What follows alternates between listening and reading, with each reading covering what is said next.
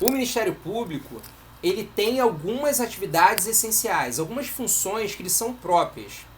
A principal função, atividade que a gente olha para ele, para o Ministério Público, é que ele seja fiscal da ordem jurídica, custos legis. Ele analisa todo o ordenamento jurídico. E o maneiro de falar de todo esse ordenamento jurídico é que eu vou ter que te lembrar, sabe do quê? Da famosa pirâmide de Hans Kelsen. Quem conhece a pirâmide de Hans Kelsen? Coloca aí, solta o coraçãozinho aí pra gente ver se tu conhece pirâmide de Hans Kelsen. Lá em cima, lá no topo, a gente tem a norma fundamental positivada, escrita, trazida para o nosso meio, essa norma fundamental completamente etérea. Para onde? Para a Constituição. Positivo aquilo, escreva aquilo como a nossa Constituição traga para o nosso dia a dia. Aquelas normas constitucionais são de observância obrigatória, não só para a gente no dia a dia, mas para todo o ordenamento legislativo, todo o nosso ordenamento normativo.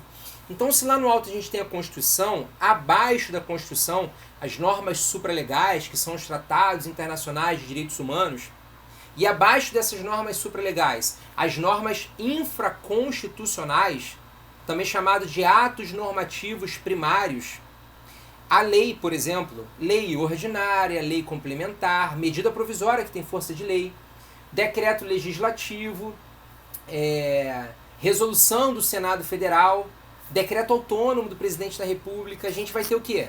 Força de lei para esses atos normativos. São atos normativos que estão lá no meio daquela pirâmide, abaixo da Constituição.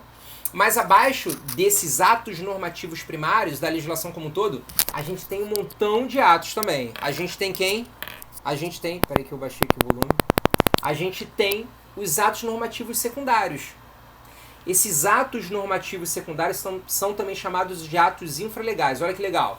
Lá no topo, Constituição, atos supralegais, atos legais ou primários, atos normativos secundários ou atos infralegais. Seguir aquela sequência do nosso ordenamento jurídico. Esse ordenamento jurídico completo pode ser fiscalizado por quem? Pelo Ministério Público. Me responde. Quais são os entes federados? 4. União, Estado, Distrito Federal e municípios. União, vou começar pelo município. O município tem Ministério Público? Não tem Ministério Público no município. Existe um órgão do Ministério Público que vai estar fisicamente no território do município, mas ele não é do município, não é uma estrutura municipal. E o Distrito Federal, ele tem Ministério Público? Também não. Lá no Ministério Público a gente tem um Ministério Público, lá no Distrito Federal a gente tem um Ministério Público que atua fazendo uma fiscalização do ordenamento jurídico de quem? Do Distrito Federal. Só que ele é chamado de... Ele é um dos ramos, na verdade, do Ministério Público da União. Segura essa informação, daqui a pouco a gente volta. E lá nos estados, quem que nós temos? Nos estados nós temos o MPE, Ministério Público Estadual. Foi? E na União? Na União nós temos o Ministério Público da União. Ministério Público da União que tem ramos. Ministério Público Federal, Ministério Público do Trabalho, Ministério Público Militar e o Ministério Público do Distrito Federal e Territórios. Legal isso, né?